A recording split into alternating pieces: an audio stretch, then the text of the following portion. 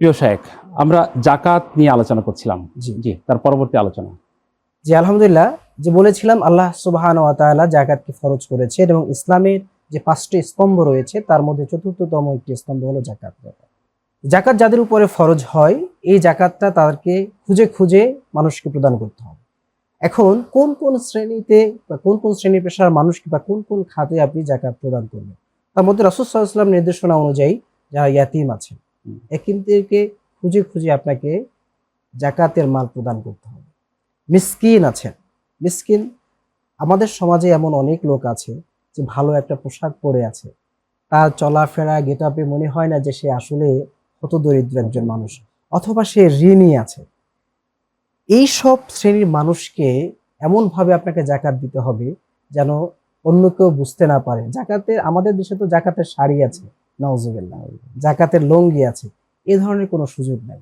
ইসলামে জাকাত হলো আপনার যতটুকু জাকাত হয়েছে সেটা যদি এমন হয় যে আপনি একজন ব্যক্তিকে যদি দেন, প্রদান করেন, সে যদি ওই জাকাত দিয়ে একেবারে ধনী হয়ে যেতে পারে, তাহলে একজন ব্যক্তিকেই আপনার উচিত জাকাত প্রদান করে তাকে স্বচ্ছতা দান করা। অর্থাৎ আজকে আপনি যাকে জাকাত প্রদান করলেন, তার জন্য আর কখনো জাকাতের প্রয়োজন না হয়, তিনিই যেন জাকাত প্রদান করতে পারেন। আমরা একটা ঘটনা শুনেছি এরকম, রাসূল সাল্লাল্লাহু আলাইহি ওয়াসাল্লামের কাছে এক ভিক্ষুক গিয়েছেন, গিয়া বলতেছে, ইয়া রাসূলুল্লাহ সাল্লাল্লাহু আলাইহি ওয়াসাল্লাম, আমি খুব হতদরিদ্র মানুষ, আমাকে কিছু দান করো।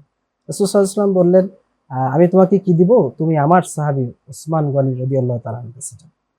তো উনি গিয়ে দেখলেন যে উসমান গনি রাদিয়াল্লাহু তাআলা আনহু একটি উটের পালের পিছন থেকে সরিষার দানা টোকায় টোকায় উঠাচ্ছে।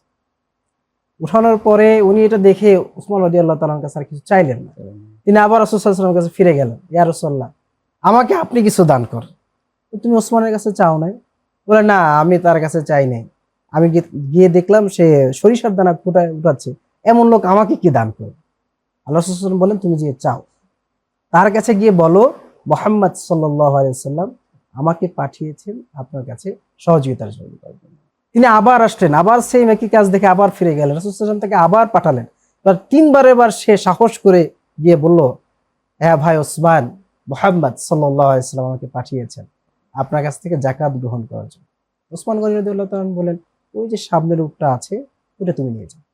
তো উনি ওই উটের রশি ধরে টান দিলেন, যেখানে তার পিছনে পিছনে 70টা, মতান্তরে কেউ কেউ 120, 70, 80 অনেকগুলো বলেছেন, আমরা 70টাই ধরে নিলাম।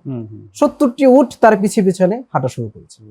এখন ওই ভদ্রলোক বলতেছে, ভাই ওসমান, আমি তো একটা চেয়েছি, এগুলো আসে কেন? বলছে যে যেহেতু ওইটার পিছনে এগুলো যাচ্ছে, সবগুলোর মালিক তুমি। এবং ওই ব্যক্তি পরবর্তীতে রাসূল সাল্লাল্লাহু আলাইহি ওয়াসাল্লামের কাছে গিয়ে বলতেছে, ইয়া রাসূলুল্লাহ, আমার উপরেই তো জাকাত ফরজ হয়ে গেছে। আবু বকর রাদিয়াল্লাহু তাআলা আনহুর একটি ঘটনা, তিনি যখন আমিরুল মুমিনিন, তখন তিনি বললেন, যদি কেউ জাকাত অস্বীকার করে, আমি আল্লাহর নামে শপথ করে বলছি, আমি তার সাথে যুদ্ধ করব, আমি তার সাথে যুদ্ধ করব, আমি তার সাথে যুদ্ধ করব।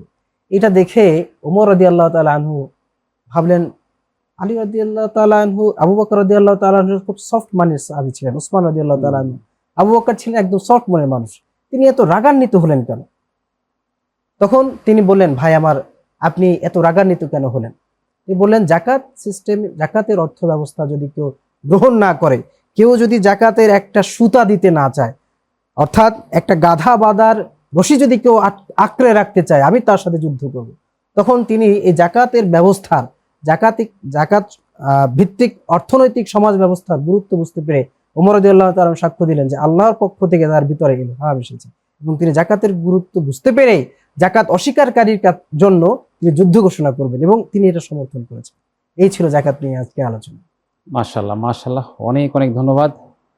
পবিত্র মাহে রমজানের এই রহমত, বরকত এবং আযাতের মাসে আল্লাহর এই যে হুকুম জাকাত, আল্লাহ যেন আমাদেরকে, যারা অর্থ সম্পদের মালিক, তাদের এই অর্থ যেন পবিত্রতা করে জাকাতের মাধ্যমে দিয়ে। আমিন, আল্লাহুম্মা আমিন। মাশাআল্লাহ, অনেক অনেক ধন্যবাদ আমাদের এই সত্যের আহ্বান অনুষ্ঠানে সময় দেওয়ার জন্য। আপনাকে অসংখ্য ধন্যবাদ। প্রিয় দর্শক, এতক্ষণ আমাদের সাথে এই সত্যের আহ্বান অনুষ্ঠানে ছিলেন বিশিষ্ট আলেম হাফেজ কারি মাওলানা আনাস শেখ আম্মার।